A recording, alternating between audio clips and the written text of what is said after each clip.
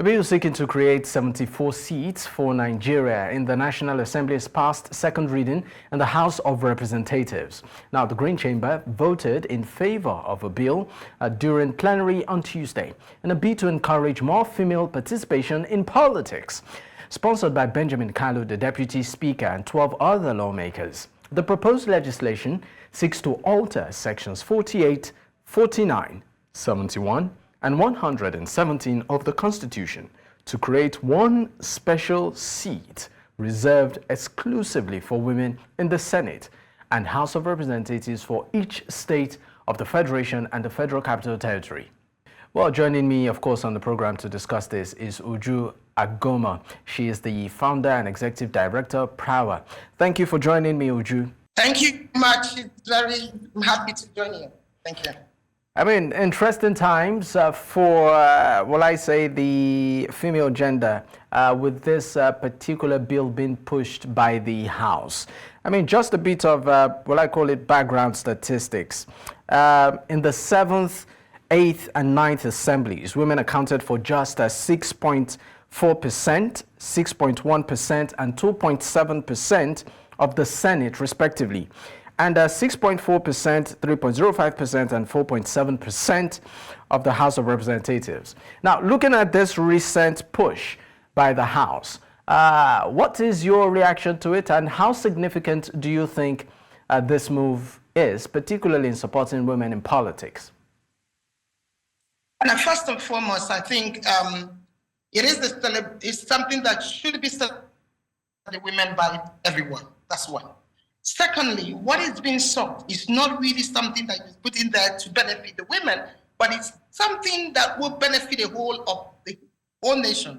And I think it's very problematic over the years to see how women are struggling to become able to be in positions to contribute their quota. And I speak of this because I have been one who have gone through this process. I mean, I knew the challenges I faced when I tried to get into as a woman trying to contest. So the issues are that it is not a level playing ground. And every nation that excludes women, so again, is to say this is good, and also to say it is even a shame that Nigeria, with all the strength that this country has in terms of the capacity of women, that we're still talking about this. You know, anyway, it's better late than never. And you know, this is not the first time this attempt has been made. So again, I think that we should do more than we are doing as the people. So first and foremost, I say it is a welcome position. We do need to empower women and make sure that there are necessary mechanisms to allow the women to play their own part. And when I'm saying this, I am not talking about the fact that as if you are helping women because they are not qualified. We have a lot of women who are qualified, who are capable, who have the passion, who have what it takes to make that input. All right, Uju, thank you for, of course, that opening remark. Let's bring in B. Yemi Olu Fosu. She's a public affairs analyst. Let's, of course, bring her into the conversation. Thank you for joining me, Mrs. Olu Fosu. Well, I want to believe that you have had some of the things Uju said, but let me also throw the question to you. Maybe I should go over the statistics. I mean, in the 7th, 8th, and 9th assemblies, women accounted for just 6.4%, 6.1%, and 2.7% in the Senate, and 6.4%, 3.05%, and 4.7% in the House of Reps. Well, with this bill, should it eventually scale through, we are looking at almost 20% representation collectively. You know, how significant is this push? And would you also say it's about time?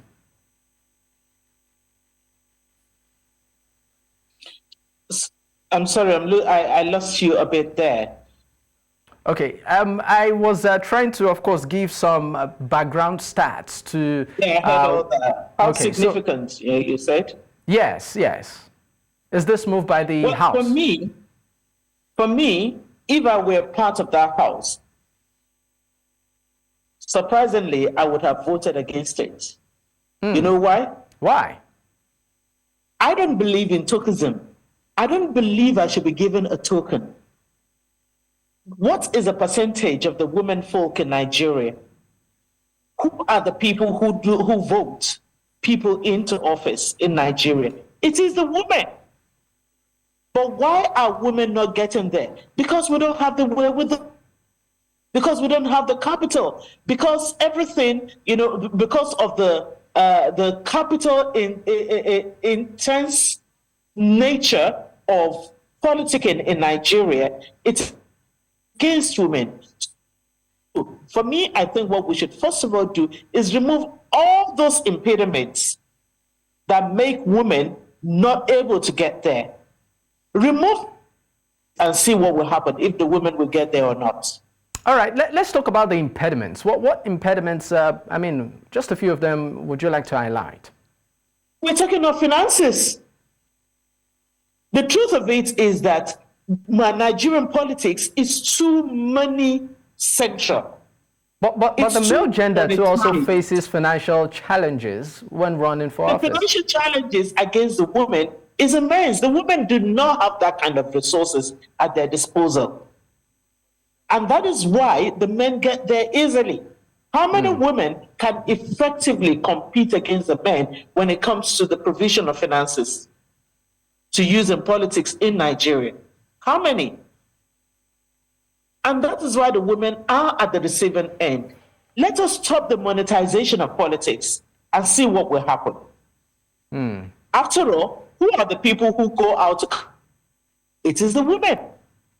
Women who speak to the women to go out and vote. They also speak to the men. And the men respect them. The men accept whatever they say. So let's remove the monetization and see what will happen. Okay. Aside the finances, what else? Effect is, let's have a level playing field.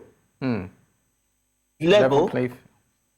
Then we can talk.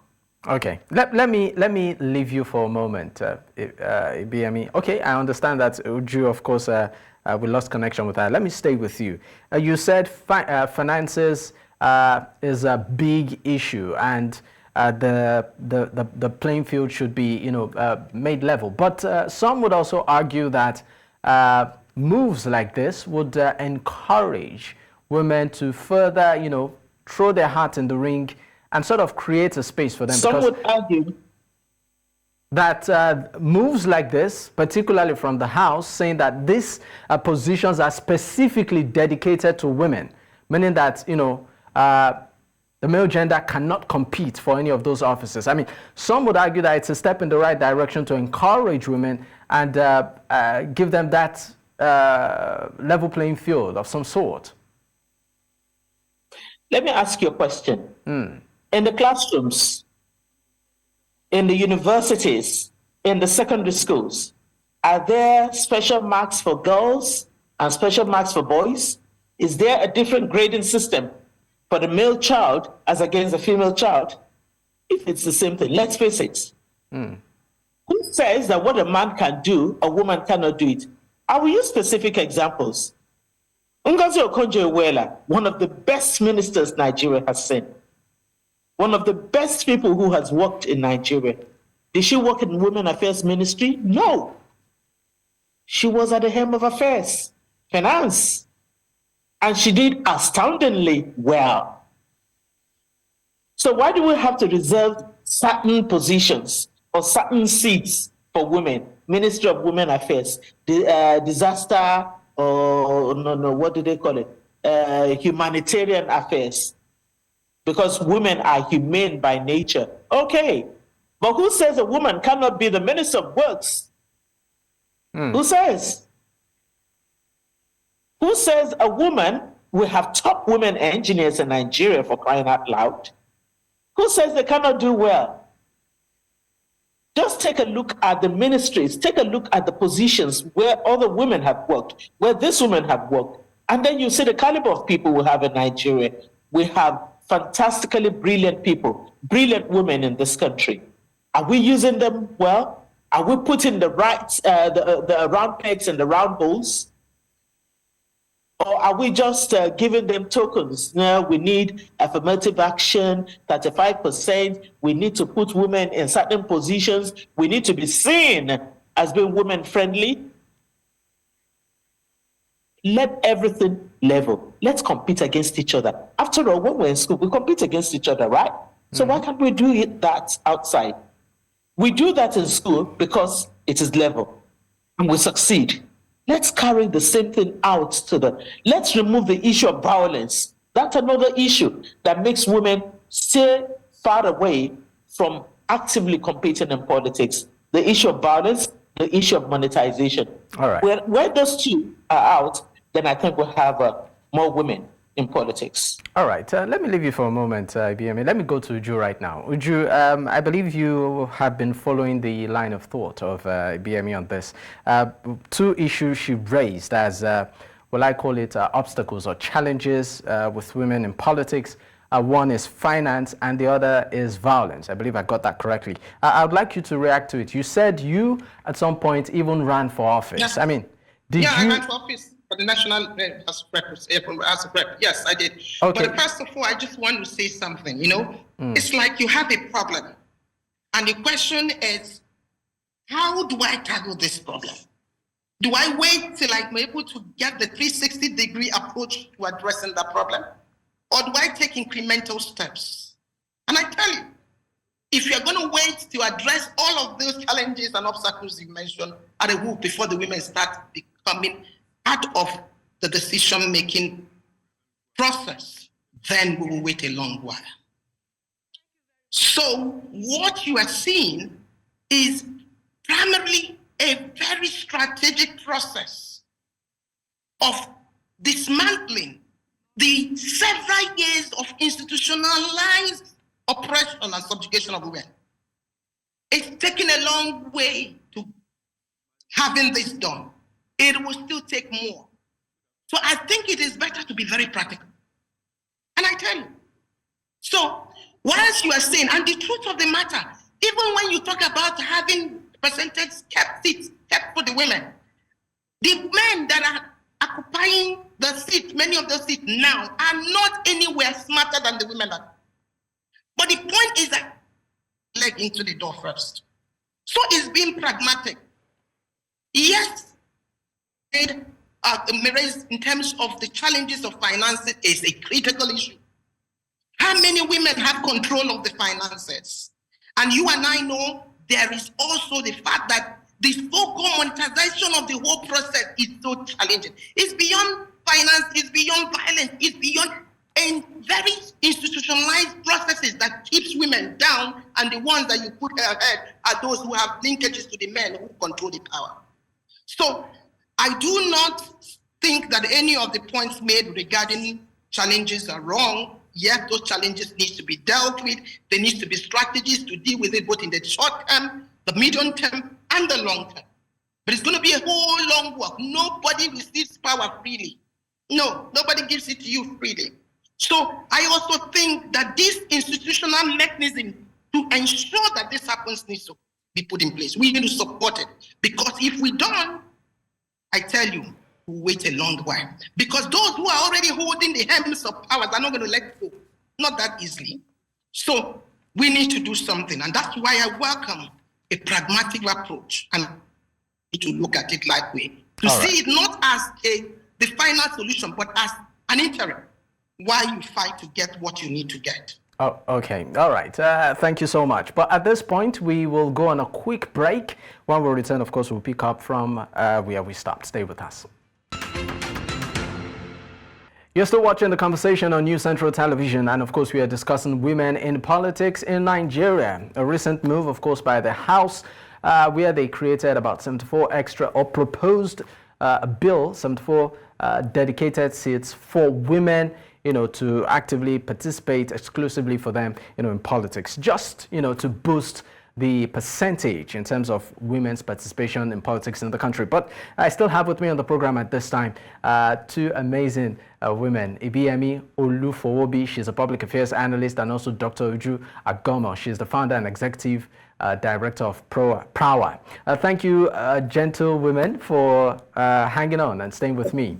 Let me go to you, Ibiyemi. My question is this. I mean, as much as we see some men make moves to have women participate in politics, Do you think women are doing enough to support women in that venture? That's a difficult question to answer. Now, why do I call it a difficult question? You see, we have always had this issue of women pulling other women down. But that was a while back. I think things are changing. I think women are now supporting each other, So, but the only thing I think we need to start doing is to take more interest in what is happening in Nigerian politics today. For instance, look at this bill that we're talking about. I would think that women and women organizations and groups should take note of the individuals, the representatives who are for and who are against. Another election is just around the corner. And this is a tool that we should be using. We should be putting in people that are gender friendly, people who know how we feel and will go and speak for us. So women also need to, are we supporting each other? I think we're doing better now. It's not as bad as it used to be.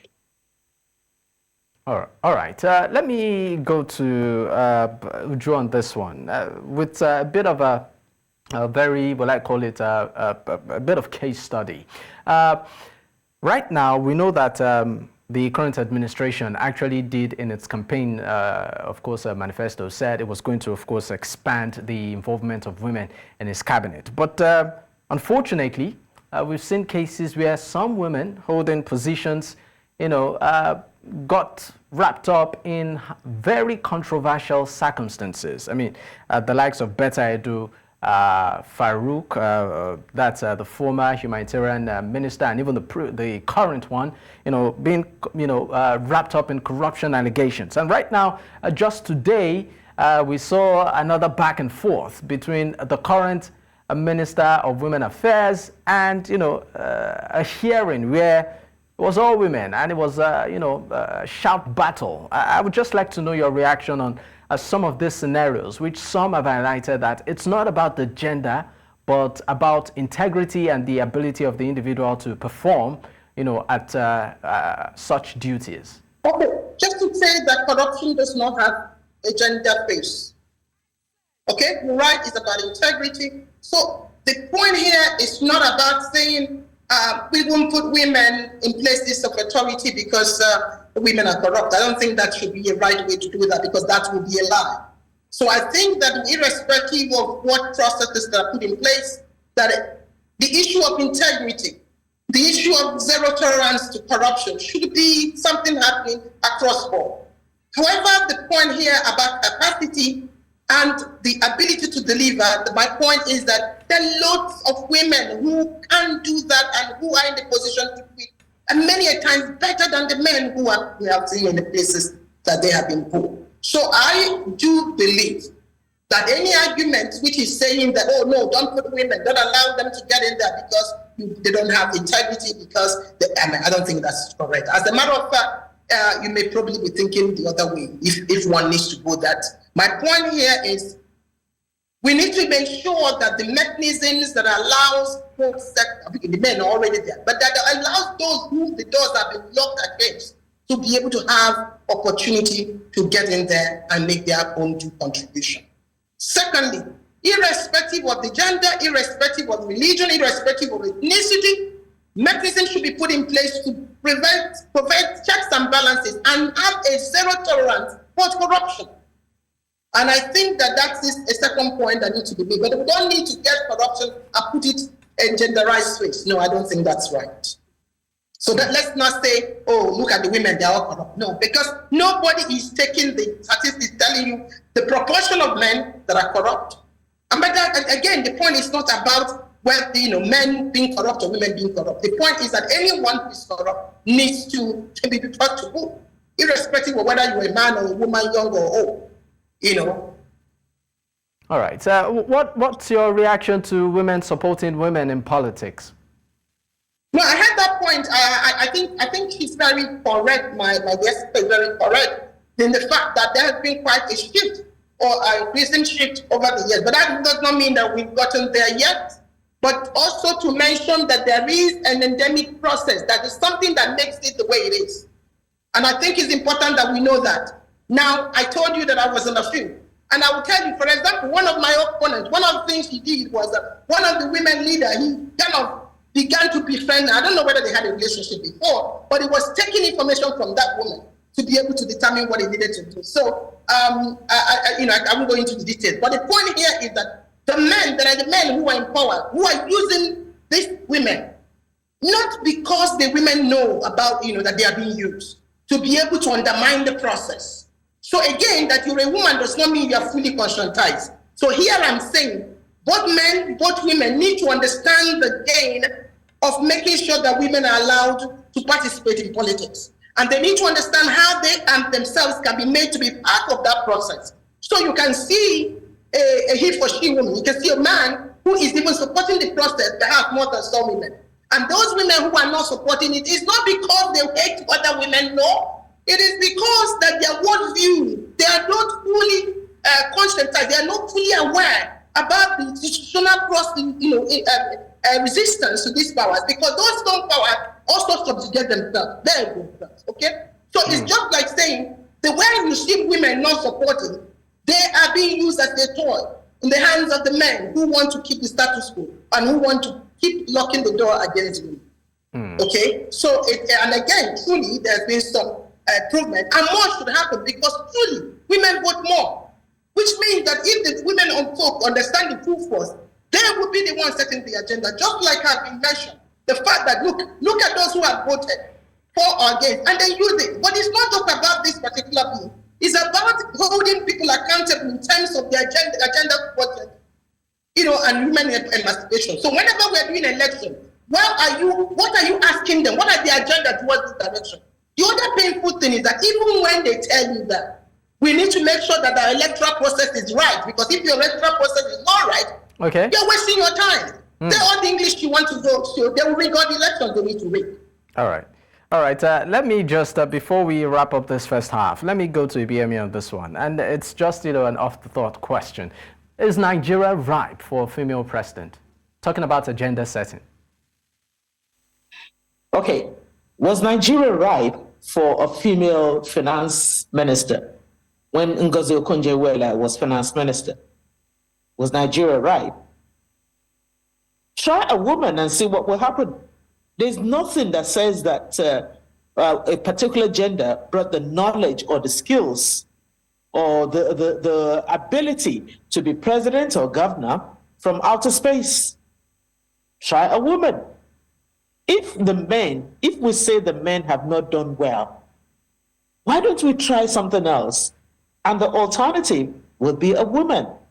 But to be candid, I ask myself, and I try as much as possible to be very realistic. Taking a look at the geopolitical spread of Nigeria and the way the rights of a woman from one part of the country to the other, would Nigerians vote in a female president as at now? I think not. No. No. I think maybe we should start with the vice president. Maybe, just maybe. Uju said something earlier. Okay. At the beginning, when she said, let's take the baby steps. We know the right thing. But while we are putting the right things in place, let's take those baby steps. Let's go for the vice president. Okay, let me throw the same question to Uju. Is Nigeria ready for a female president? Okay, I heard what she said. I agreed, but the only variation is that sometimes when you want number two, you have to push for number one. And if number one doesn't happen, you get a number two. But jokes apart, those countries where we've had it, what was different? In terms of, are they better than Nigeria? Are they bigger? Are they stronger? Do you have better women? I mean, look at Liberia, for example. So my point here is exactly the point that she had made, If the men have not seemed to help us or sort out the situation, can we ensure that we try something? But you're trying something that is happening. But also, we need to get, and the truth is that it's not just about the presidency, it's about every space that you see a woman who can deliver value, deliver competence, deliver capacity, deliver compassion. Go for that. Whether it's the president, whether it's the vice president, whether it's the governor, whether it is the minister, whatever it is. But the truth is, let's make sure that this issue of competence is for us. It's not tokenism. It's not just, oh, let's just have an icing on the cake. And you pick a woman who is not just there for making up the number. We don't want that. And I tell you, Nigeria is blessed with a lot of capable women, for God's sake. So let's do it. If it's right now, let's do it. Whenever, let's do it. So just to say to you, I believe women can do it. You know, some people say everything women can do, women can do better. You know, you can't know whether this is true in terms of presidency until you try it. All right. Thank you so much for your contribution on the program today. Ibiyemi Olu Fosu, a public affairs analyst, and also Dr. Uju Agama. She is the founder and executive director of PRAWA. Thank you once again for your time. Deeply appreciated. Thank you. Thank you. All right. Bye. Bye.